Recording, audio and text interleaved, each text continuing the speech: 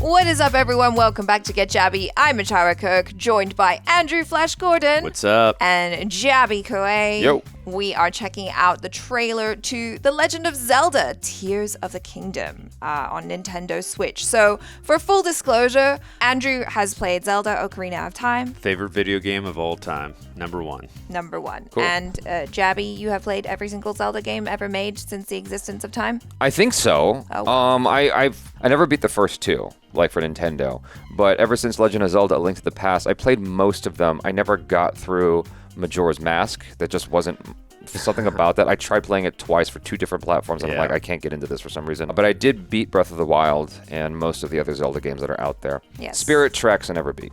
I have played some Breath of the Wild, but I have read and reread my Legend of Zelda Choose Your Own Adventure books multiple times as a child, so I think that definitely qualified to... Anyway.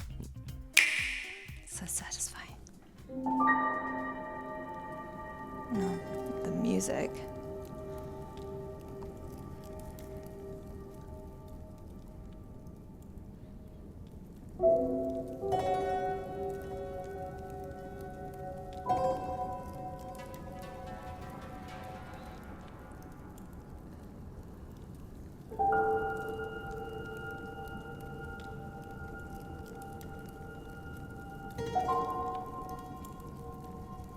The princess.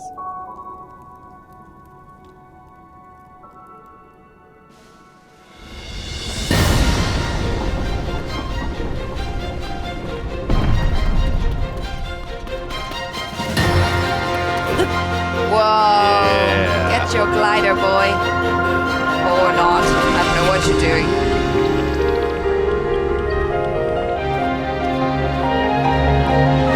It's good to know they're still climbing. Oh, whoa, what the heck is that? His glider got upgraded.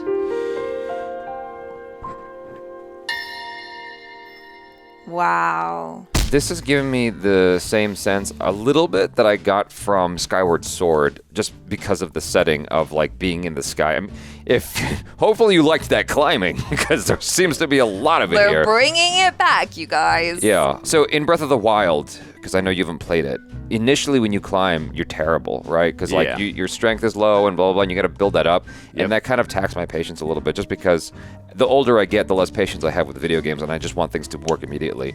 And so you have to build up your stamina for the climbing, and then eventually you're good at it, you can scale walls and whatever. And here, I'm wondering, you know when you play a sequel to a game and you basically have to reset all your powers and stuff? I'm wondering if they're getting around that by just having you scale more shit. So you have to take your powers even further. But the fact that they started out with the doors opening up and you jumping out gave me the same vibe as Skyward Sword, where you had like a bird that you would fly from Sky Island to Sky Island kind of thing. Very which was pretty cool. cool. Yeah, it was pretty neat. So I was fully expecting him to just kind of unfold his little glider, and then he landed on that thing that looked kind of like almost like an alien aircraft surfboard. Just on there, I'm like, oh, okay, we've got upgrades. That's very cool. yeah. Yeah. Yeah, I like Jabby mentioned, I did not play Breath of the Wild. I did watch my cousin play a little bit here and there, and I've watched my father play a little. He still likes playing video games, and Zelda's his favorite. But yeah, I have noticed when they do climb walls, the stamina I've seen, I watched both of them start falling down. I'm like, man, I agree with you. I would definitely lose patience with that too, but I don't know, guys. Do you think I should upend my horizons and rejoin Zelda since Ocarina of Time was my last one? Let us know in the comments below, because that's still my favorite video game of all time. I've only beaten it about 75 times. That's no joke, by the way.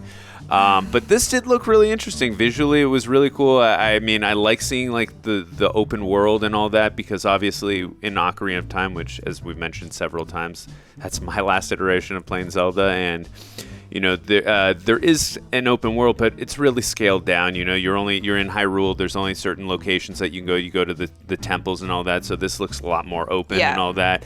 And obviously, it looks like there's a lot more to do in terms of the scaling of the walls, using leaves to fly around into the sky and all that. So I mean, it definitely looks like really interesting. And I don't know, it's getting me kind of vibing like, gotta play Breath of the Wild now. I mean, do you think I have to play Breath of the Wild to play it? Yeah, okay. absolutely. most likely. Yeah. I think Breath of the Wild is a necessary play, and it looks very similar in design. It's just it feels like a proper expansion of the game, you know, a proper sequel. Because like oftentimes when you go from like Mario game to Mario game, with the exception of something like Mario Galaxy 1 to Mario Galaxy 2, the games often look completely different and play different. It's a big evolution in terms of the graphics and everything. But every once in a while, you get like a proper direct sequel, like Ocarina of Time to Majora's Mask is a clear direct sequel. Yes. This is a clear direct sequel from Breath of the Wild.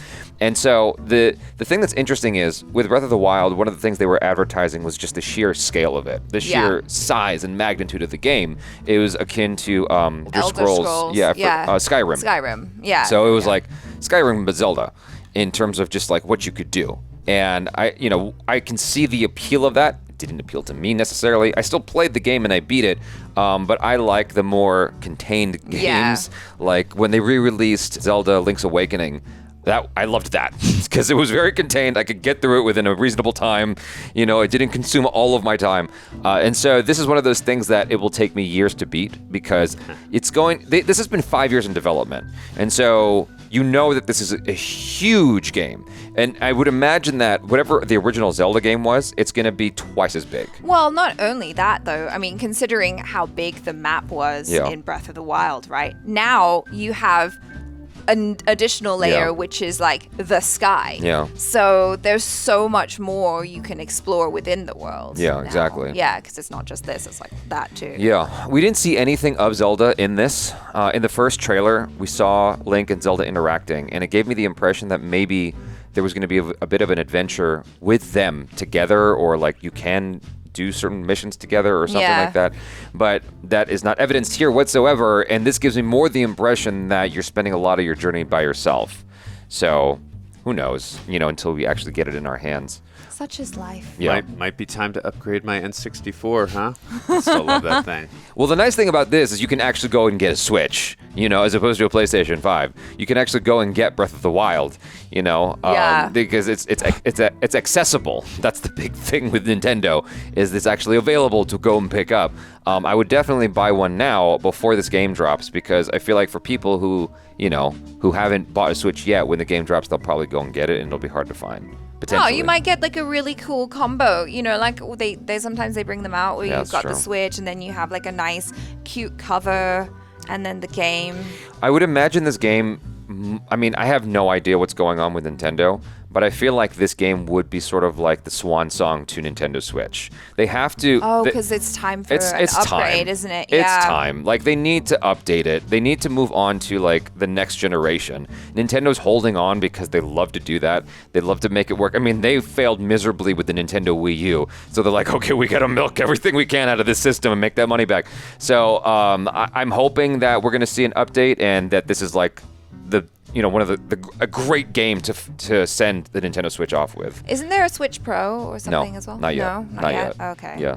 So, but yeah, I mean, it looks great. That's the thing is like, even though Breath of the Wild frustrated me because of its size, like I know that's an appeal for a lot of people. It frustrated me. I can objectively see why it's awesome, and why this is awesome. And I'm gonna buy it anyway, begrudgingly, and I'm gonna play it begrudgingly because I'm a diehard Zelda fan. You're gonna play it and you're gonna enjoy it, okay? Didn't you end up enjoying Breath of the Wild in the end?